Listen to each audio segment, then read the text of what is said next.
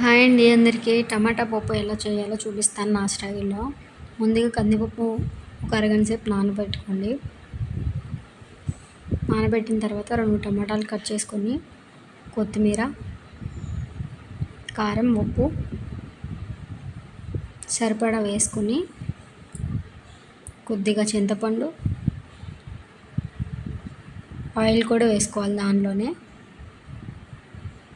Cooker పెట్టి ఒక 4 whistles వచ్చే వరకు ఉడికించుకోవాలి.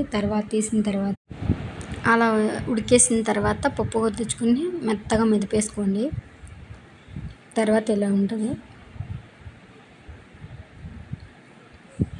ఇప్పుడు తాలింపు పెట్టుకోండి.